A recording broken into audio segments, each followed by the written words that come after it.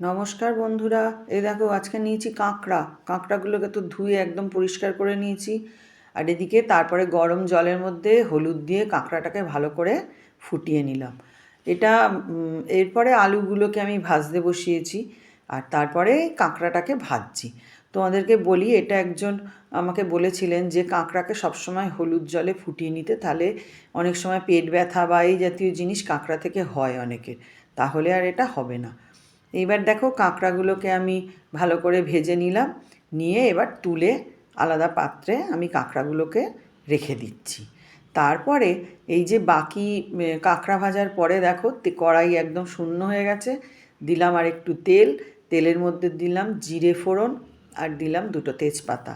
দিয়ে ফোড়ন রেডি হতে হতে এবার হচ্ছে পেঁয়াজ দেওয়ার পালা।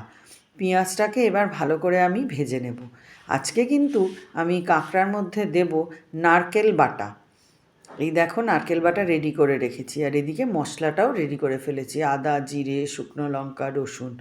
পেঁয়াজ ভাজা চলছে, পেঁয়াজটা আর একটুখানি ভেজে নেব, নিয়ে তারপরে আমি এর মধ্যে মশলাটা প্রথমে অ্যাড করব।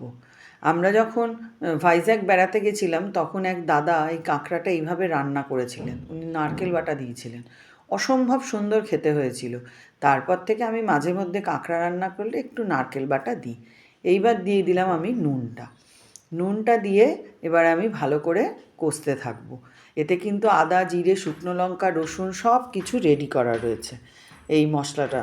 এবার ভালো করে কষে গেলে, বেশ তেল ছেড়ে এলে, তখন আমি এর মধ্যে দিয়ে দিচ্ছি একটুখানি হলুদ আর দিয়ে দিচ্ছি একটুখানি কাশ্মীরি লঙ্কার গুঁড়ো। এইবার কাশ্মীরি লঙ্কার গুঁড়োটা কালারটা ভালো হওয়ার জন্য একটু দিলাম। এইবার ভালো করে আবার আমি এটাকে কষতে থাকবো। আর তারপরে আমি এর মধ্যে অ্যাড করে দিচ্ছি টমেটো বাটা। টমেটো বাটাটাকেও খুব ভালো করে কষে নেব, যাতে কাঁচা গন্ধটা না থাকে। এবার আমি দিয়ে দিচ্ছি চিনিটা দিয়েও ভালো করে আরেকবার কষে নেব। তারপরে দিয়ে দিচ্ছি আলুগুলো দিয়েও আমি ভালো করে কষতে থাকবো।